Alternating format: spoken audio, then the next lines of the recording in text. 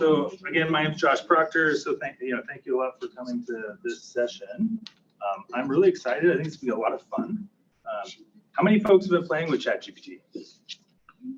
Okay, so kind of some half hands, some full hands, some no hands.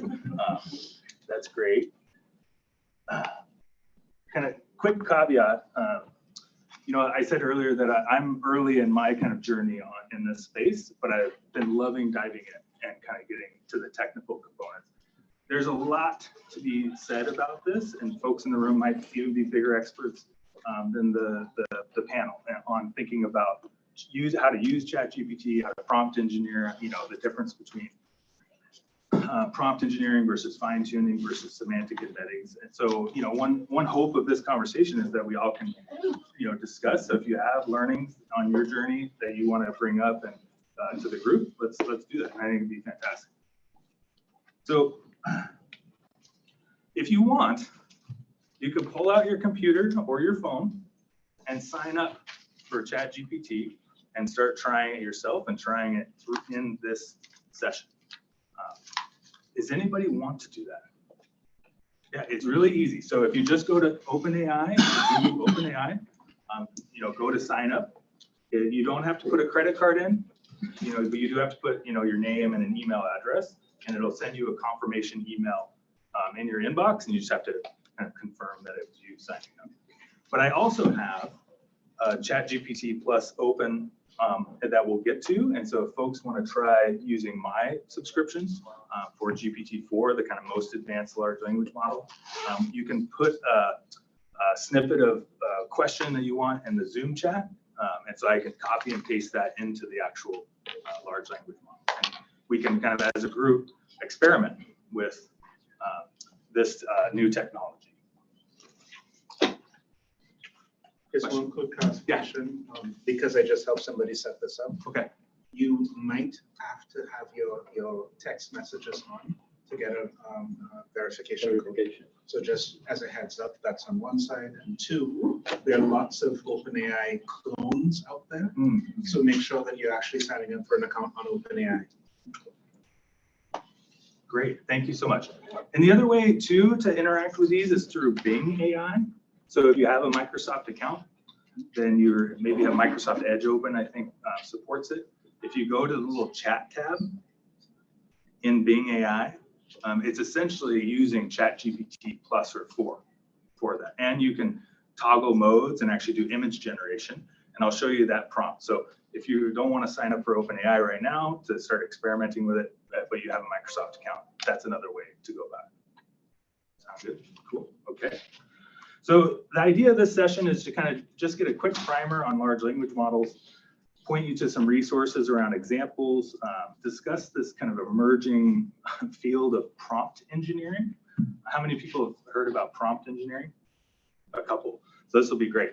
Kind of go into a little bit of detail around these hallucinations that were mentioned earlier in the panel, and then start talking through some examples. But one kind of, as people are signing up and listening to my spiel or this slide deck, one thing that I think is important that we could bring back to the bigger group when we reconvene is, how do you think this type of tool will affect your own work or research or team or laboratory? And brainstorming as a collective group in global health thing, that could be a really nice outcome of when we reconvene. So there's lots of AI or ML or deep learning, machine learning, deep learning, artificial intelligence. Things like looking at evaluating speech, evaluating images, helping with decisions like, Google search. There's a lot of, conventional machine learning algorithms that have kind of entered the vernacular of our time, supervised learning, unsupervised learning, but this is not generative AI. And so what do I mean by generative AI? Well, first, this is, a lagged click there, of image analysis that we should all be kind of familiar with. Scanning a nutrition label, identifying the letters, and extracting those letters into words, and then outputting them into text, or identifying objects in an image. But generative AI is very different. Generative AI is thinking about putting an input of text, for example, and you get an output, which is similar to the training data of those models, but it's new. It is a new sentence that has not, well, maybe has been written before, but is being generated from scratch. And so there's two kind of different modes there. And you can see some of the other kind of more fancy applications where taking an image of a set of ingredients and saying, what can I make with these? And it actually outputs different potential items to make. So, this was gone into a little bit before in terms of order of magnitude. We already talked about LLM, large language model, what GPT stands for, a generative pre-trained transformer, which is a type of deep learning model, so like neural nets. And in discussing the kind of scope of number of parameters that this model has. So we heard a lot about the data side earlier, but not as much about the number of parameters of the model. The original GPT model, 117 million, GPT-2, 1.5 billion, 3, 175 billion. And I was trying to find a specific number for 4. There's folks that are saying it's on the order of trillion-ish, 1.8 trillion. But that's a massive number of parameters for a model. And at the Institute for Disease Modeling Symposium, we're not building models with trillion parameters for our disease forecasting. So it's such a different scope of model. And what I think is, has transformed at least, people's curiosity and interest here is that going from 3 to 4, people really are discussing this emergent behavior, that 4 is just so much better at talking, at generating language, reasoning through problems, doing math even though there are issues with how it does some math. And so this transition here, lots of parameters, more data, has really kind of caught everybody's attention, including my own. Now, we've already heard a lot about the training data, so I won't go into that. But this is such a cool, fast-moving space with all sorts of new features. I can't wait to actually watch Chris Lorton and Jen Gardy's breakout session as well. It's recorded because it's just such a cool time to be learning these new tools for different applications. So there's lots of use cases and these are example use cases from OpenAI. And you can see all sorts of kind of interesting, the kind of standards like classification, you can correct grammar, translation to other languages, explain pieces of programming code, generate SQL requests if you're not kind of very familiar with SQL databases, generate stories, generate poetry. It's really fantastic. And so OpenAI has a great recipe book about different examples and applications if you want to jump onto their website and take a look. So what is prompt engineering? So I'm going quickly because I want us to try different things in this room. Prompt engineering is literally how do you put in a prompt into the up here where JO, which is my username here. How do you put in a prompt? You say, well, that seems pretty obvious, right? I'm just going to ask it a question. Well, you can get very different responses depending on how you ask it a question. And so there's a lot of resources popping up at the moment about how to, prompt engineer for your particular application. If you, quickly Google, you'll find tons of blogs, tons of documentation. But I'd say general principles. Put your instructions at the beginning of a prompt. Be specific, descriptive, precise, and as detailed as possible, and also specify the desired output and format. That's exactly what ChatGPT told me to. Really? I put it in, how do I best use this? Yeah, I did this all last night. Yeah. But so the more advanced, is you can actually provide examples in the prompt. So if you ask it a question, you can actually give it the response in the prompt before you ask your real question. So, and then also there's some really interesting investigations around certain phrases that might increase the accuracy of your response. This one in particular has caught my eye and others. This chain of thought prompt. Let's think step by step. You would think, oh, that seems kind of obvious, but it can totally change the response of GPT, as well as it becomes more accurate. They've demonstrated on some of these kind of math exams that you can go from accuracy of like 30% to 70% by just including that phrase. Now, I haven't really done any of that with this example. So how many prime numbers are there between 150 and 250? That's pretty cool. Pops that out. So it's interesting that you asked how many, and it seems to list what they are. Yeah. And also give the number. And yeah, give the number, yeah, give one that's outside the range and give a number. Now, we heard a little bit about hallucinations, right? Hallucinations, people are defining slightly different ways, but more or less the output sounds reasonable, plausible, but they're not actually factually correct. Or could, be completely unrelated to the current context. Why do I put this example up here? Oh. So I don't know if anybody noticed, but on the previous slide, it said there were 17. Yeah. Oh, 18. It listed 18. So one of the things that we can talk about as a group is how do you interact with this type of tool when it, number one, can give you, for the same question, different answers, different responses, because it is kind of a stochastic based model. You can change the prompt and it'll give you a different response. And sometimes it can be right and sometimes it can be wrong, which I find is absolutely fascinating.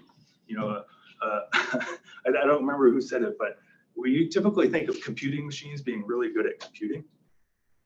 And here we have a big large language model that's potentially not very great on the math capability set. But that aside, and this is more of a caveat of, using these tools, make sure to check out what's coming out of it. On the code example, it's, a little bit more interesting, right? Because you can actually copy and paste Python code and see if it runs at least. You don't know if it's doing what you asked it to do. And so there's a whole kind of feedback loop on that, but it's, a kind of a quick way to assess what it's doing. So some examples to get us going. Write an introduction to a research article. Sentiment analysis of some text, summarize the current scientific literature on a topic, ask a reasoning problem. I have a few kind of queued up that I can show you all kind of real time how that works. I'm also open, to taking, if people have questions they want to ask it. What sounds like fun? See an example in action? Yeah. Yes, right there. Oh, and I just had in case GPT-4 didn't work on the fly, some slides.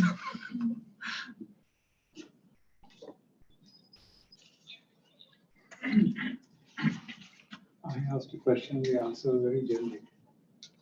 Yeah. So the more specific you get, it can potentially list out more insightful things, but not always. Is anybody else logged in and trying things? Oh, nice.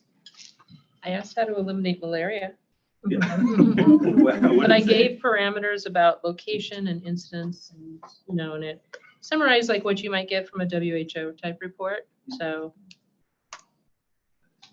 it also, I don't know if you've done this, but when I asked about how to use it, it says you can push back and ask it to refine or to challenge something that's like, so if it said 1817, I don't know if you've done that, but you can push back and say, can you explain how you came up with 17, but you listed 18? Right.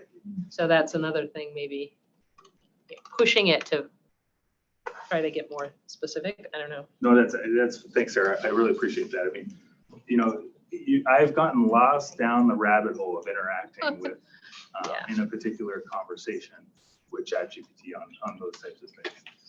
And we can try it. So right here, something I kind of wrote beforehand, could you write me a 5-paragraph introduction to a research article about the utility of guinea worm genomic surveillance to support elimination efforts by revealing modes of transmission between species and linkages among observed cases, if necessary, include references and citations. Okay, that's pretty specific. Let's see how it does.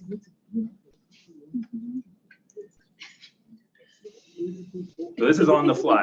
I'm not, this is a new conversation. I have not designed this in a way to make it look good or bad.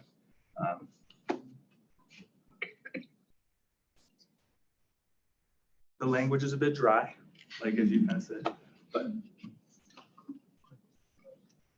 we'll see what the citations look like. Sometimes it'll put citations that don't exist. Sometimes, often. You want to pad your CV, you can like, all the things you've written, and then, So there is a fine tuning aspect. Yes. You could, in a slightly different way of this is actually input all of the articles you've written and fine tune a model. We can't fine tune GPT-4 yet, and say in the style of Joshua Proctor. Please write this. It's thinking on those references. Oh, how can I make this stuff look good? Okay, so it's thinking, or we have everybody in the whole building is trying stuff right now. Is it possible to zoom in a little bit so those Oh, in the yeah. back can see larger, Yeah, sorry about larger that. text? It's already quoted people, so why is it still thinking about? David Molyneux, look at that. I think it's fascinating to see how, as a group, we Jen analyze science in different ways than we might have if we were individually interacting with it. Yeah. So let's see, real, those two are real. Not as sure about this one, but Should be there. pretty sure. And by real, you mean all of the authors in order, the year that it was published. And That is fair. I do not, I So why do don't not you know just- that, like, for example, like, but the article titles. We can ask it to provide a link. Was number 6 just listed the authors? No Nothing titles? Oh, did it stop? Oh, no, it might have hit its token limit. So there is a certain You can say amount of, continue generating, yeah. and prompt it to keep going.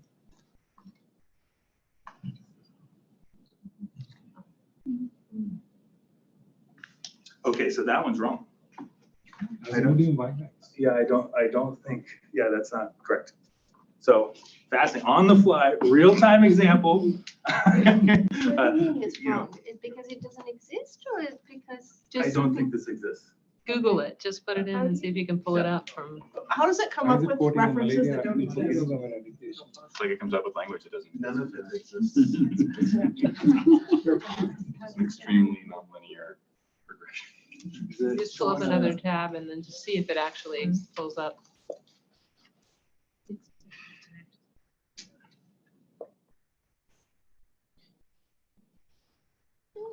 So it doesn't seem that No, it's it's existing. just hallucinating. So fascinating. Anybody have an example they want me to put in? We found it was pretty good at identifying misinformation. Okay. But not its own. Should we But say not like its own. ours? Creating. Looking at real things and saying whether or not it was. That are not real.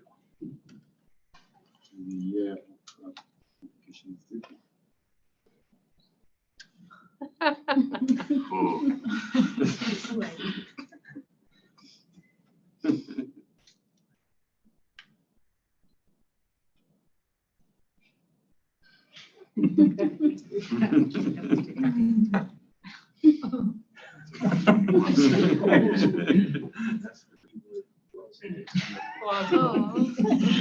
Backpedal, okay. Yeah.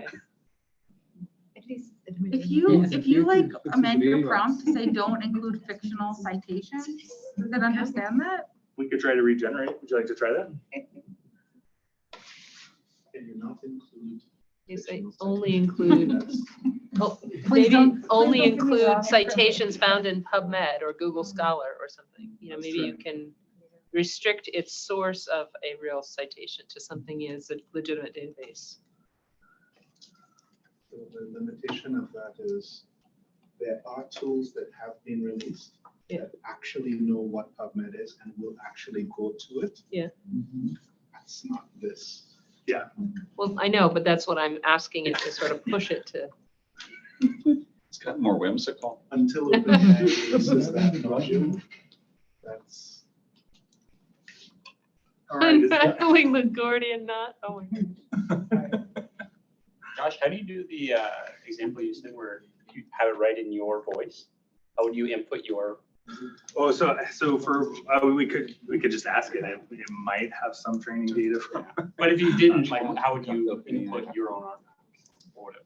So there's different ways to do it.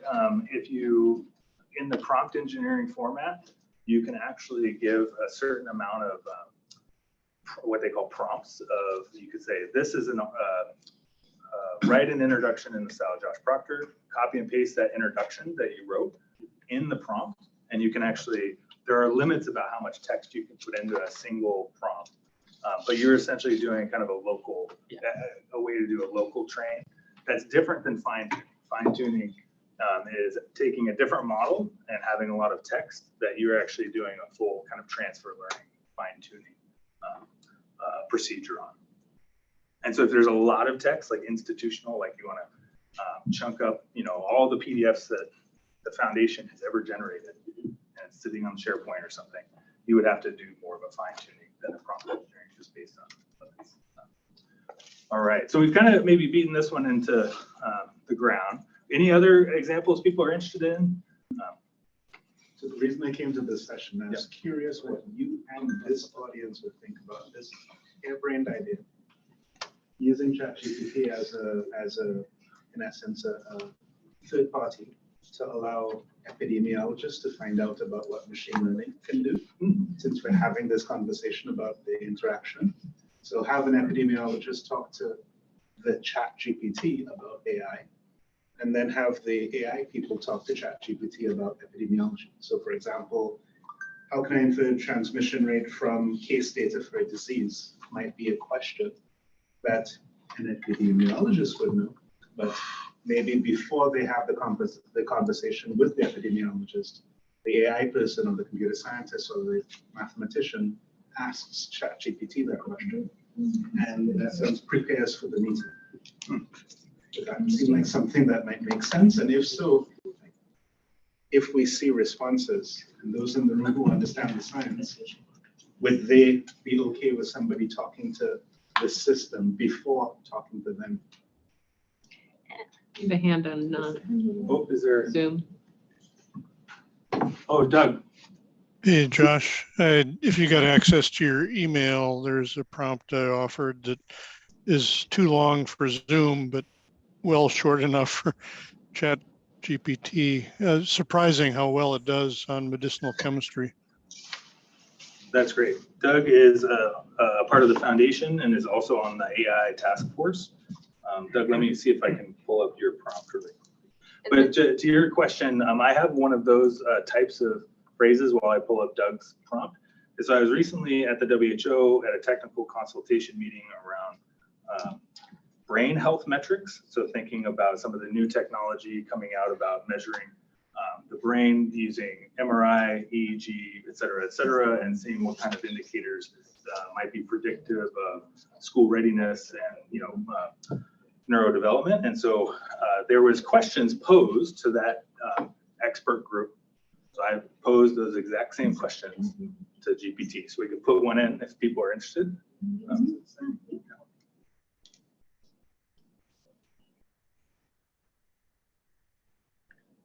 Again, this is all on the fly. We'll see.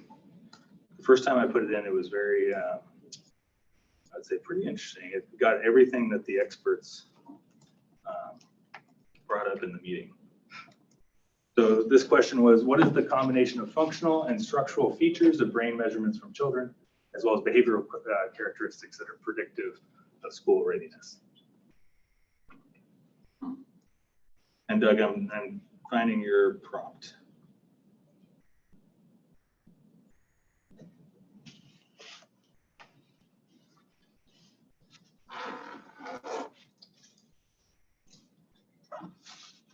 A question. Is it true? It answered me that it doesn't have access in real time, well, to PubMed or Medline databases. That is. Yeah, so that was discussed a little bit earlier, so it does not, but they are building, everybody's building something a little different using these these tools, which they do then query things like PubMed, or, one of the places that I've been kind of watching is around Wolfram products, so like Mathematica and all these, like, because it isn't all that, fantastic at some of the mathematical capabilities, but they're building plugins to actually say like, well, those pieces of software are very good at math. So, it would have the large language model actually querying PubMed or these types of more specialized tools. David also has his hand up online. David Bunsall. Oh, David, do you want to, do you have something you'd like to try as well? Well, it's more of a question, since you're sort of testing this through the actual chat function, and I put my question in there. I'm interested to know how these the sort of chat component, it keeps track of memory, because as I understand it, all prompts are independent and all responses are independent from the next, and so. But actually, it does seem to do quite a good job of keeping track of the previous prompts and responses. So I'm wondering if there's some modification that's built into the chat function with OpenAI, or something you can do with your prompts that sort of that summarizes what's previously been said and carried forward. Yeah, no, that's a fantastic question. So the way that I understand it works, and folks like Doug or others that might want to jump in, is that in these chats, depending on if you're using 3.5 or 4, that little tab at the top of this conversation, there's a certain number of tokens, or like essentially words that have been broken up into high frequency components like TH in English. And that set of tokens is kind of it's like working memory for the most part. And so, but it will, like, if you keep asking it questions and it keeps generating tokens, it will forget, because you've essentially have this windowed version of the conversation going down. It will forget the very first set of comments. And so there are, I think on the order of 32,000 tokens is the biggest token limit if you want to go through the API, which I don't remember exactly what that translates to, like 50 pages, maybe.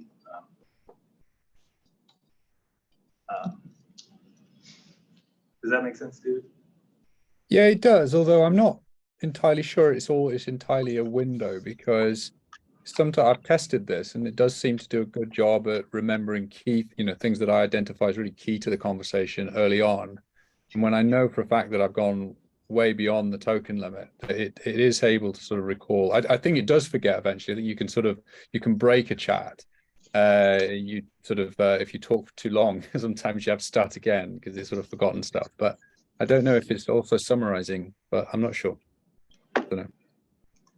Yeah, it's a good question. I mean, I have some backup slides of kind of some of the more advanced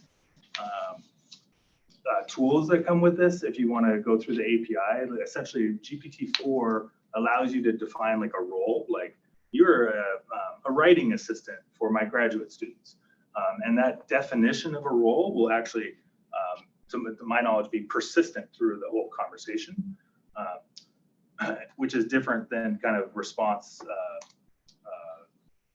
question response interactions. But again, we've reached the limit of my knowledge on this particular piece. When would you ever use 3.5 instead of 4? That's a great question. 4 requires $20 a month, through this. So. As of now, ChatGPT 3.5 is way cheaper because 4 is even on the API. Yeah, and that's a great point. Yeah, there's a pricing scheme around the number of tokens that are exchanged, and so if you're building an application, that becomes an incredibly important element of, whether you choose 4 or 3.5 or 3. So this is Doug's prompt, proposing an organic chemistry synthesis route. I think I copied this whole thing correctly. As you prepare your proposed retrosynthesis, you may wish to consider FDA review materials. Cool. And avoid Gilead's intellectual property.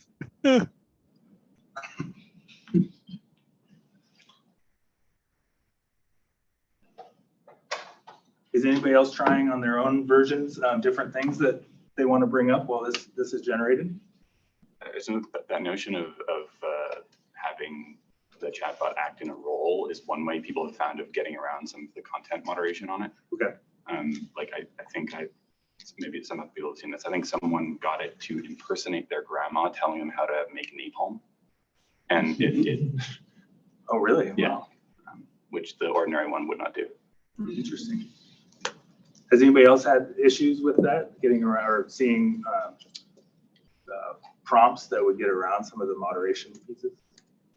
I asked about the burden of diarrheal diseases, and I'm author of multiple papers. I have seen only one reference and some biased information. Interesting.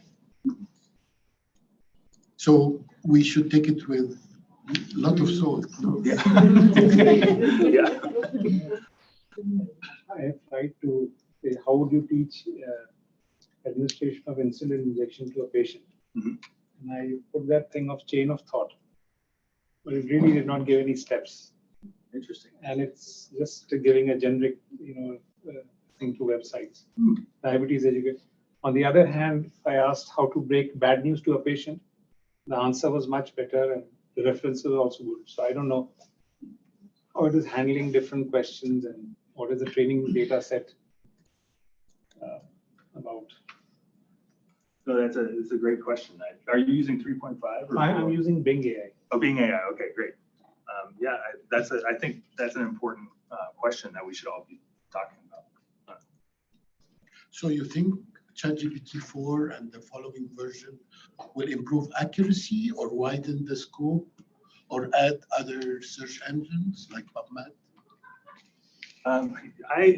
That's above my pay grade type of question, but I could imagine that folks, like kind of the PubMed type search, the Wolfram type plugin, I think there's going to be a lot of that where these, this becomes an engine to go query all of these resources to make sure that they're accurate. And I think there's been a lot of conversations that I've just been reading more on the abstract level around how do you do this with medical diagnosis or medical procedures, right? We want it to be precise and not just a next token generator from the huge corpus, but actually drawn from a specific training set that is trusted, validated, et cetera. In the prompt that you just used, it linked to sites. Will that only work if the sites were around before 2021, or can this go and search those sites now? I don't know that. I think originally it would not go search sites when I started looking at GPT-4, but there might be new functionality over the last few weeks. Doug, I'm curious if you were watching how it was responding. It's plausible. Obviously it would require some wet chemistry to confirm what it's proposed, but I believe it has done a credible job as it does with so many other things. Thanks. Oh, thank you. Thank you for that prompt. There's some things in the chat. I just saw that like David, I think, had commented, like if you keep 3.5 open as an assist or 4, like you can use both versions. Like if you go to the chat. Yeah, so the chat, it's worth having 3.5 open as a helper to 4, even if you get a subscription, your usage is still capped. So 4 is capped at 25 prompts in 3 hours. It's worth not wasting technical questions on 4 or asking side questions that takes 4 off topic and can corrupt the 4's memory of the conversation. It's also worth considering passing your question to 3.5 to optimize your prompt for 4. So that's a great suggestion. Thank you for that. So we're kind of running close to the end of time. I'm curious, what's kind of general perceptions for folks that maybe haven't dove into this as much? I'm still unclear about where we're heading, if this is good or bad, because It's a great comment. we are an audience of technical people that has the capacity to critically appraise the response, validate it or reject it, and use it appropriately. But what if this comes in to different hands? You mentioned the use of this with epidemiologists, which is already complex, because of course it would be good or bad epidemiologists, but the general population, imagine typing, tell me the side effects of COVID vaccine, and boom, it will come up with anything, and it might be reading in any possible way. And so I don't know where is the balance between, the equity and access to information again, and the fact that there are some information that cannot be disseminated in a way that is responsible without creating confusion. And the pandemic was the storytelling of the pandemic is about this. It's about, are we sure that we can really make science and, some form of technology is really available and understandable for everyone? I think it's a beautiful comment. I don't know. Okay, Yeah. as long as you say I do, because I thought that you do. But I think that's part of the reason of highlighting these AI tools today, for the IDM Symposium, is because there are big conversations to have. This is a big one, and we heard the panelists in a much more eloquent way than myself, really highlighted that there's some challenging pieces that we have to confront as a community. So get a couple more responses, and then maybe we go reconvene. So I would want to think that using ChatGPT will require you having some background knowledge about what you are really seeking for. At some point, I was trying to design a study. I didn't know which the study design to use. So, and I've designed several studies, but I just could not, because it was a problem. Before I got into the organization, they already did some intervention, and then they wanted to measure the effectiveness of that intervention. And I was lost in between what to choose. So I started to use ChatGPT. I prompted it. It gave me something. I knew it was not right. I added more things, removed more things. What I did over several iterations, and eventually was able to suggest something for me, which I went to read up, and I found that it was correct. So from that experience, I think that it's going to be a lot more, and then you need to be a bit knowledgeable about the areas you are prompting it to. You are prompting it to bring on more information for you. My experience. No, I think that's fantastic, man. That matches mine as well.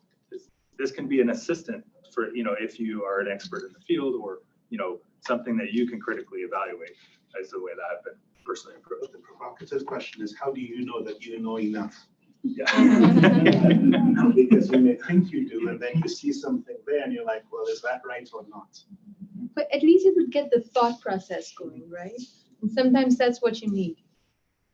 If you For someone to show you the way, or for something to show you the way, and if this kind of can show you the way to your destination, and you can just keep thinking along those lines and kind of narrow it down. I would say, just like a scientific discussion, people make suggestions, they're not always right. But I also appreciated your earlier comment about, I'll just give you an example. I just wrote a grant, and I'm not a vector expert, and I work in malaria. And I distilled lots of information from a vector expert into a grant format. But I could imagine preparing myself to have the conversation with the expert when I'm not the expert, and get me at least do a bit of a literature search, or some kind of scrape of the stuff I should be prepared, authentic stuff that I should be looking at, or, again, just bringing that conversation to the expert, but coming with at least some framework. But everything has to be check and verify, unbelievably so. And I don't know, maybe that's a good thing. that, you know, it prompts you down the wrong way so that you come back to the right way. I don't know, but you have to be really, I think, scrutinizing. So. I'm gonna put one more prompt in and then we'll go up, but I'll, you know, take your question. I'm still confused about what this training data is all about and where is it getting its information from. So in my field of medicine, we have to rely on very authentic sources. If you're doing medicine, you're supposed to access, for example, the Harrison's Principles of Internal Medicine. So is the information in that textbook a part of this training data set? If it is not, then it's a free for all. So where is it getting that information from? And so I'm still not clear what specific tasks as people who are practicing medicine or disease modeling would this be best used for, given the present state of uncertainty and the likelihood of errors. So just like other people do, just because the two paragraphs that we wrote were not quoting the same papers at all, because generating one set of references for the first one and then it was a totally different set for the other one. There's no, so what hierarchy is it following in its evidence or what? No, I think that these are great points. And that's, again, I'm not behind the OpenAI wall, so I don't know exactly what the corpus is. But as you heard earlier, there is some combination of public and private license data that they're using, as well as individuals through that kind of reinforcement learning. So I don't have an answer, but I think that's what's to bring up in that kind of convening is for your. So have they paid, for example, Elsevier for accessing content from the journals? Or I believe so, but I don't. That would be public, more or less public data or licensed public data.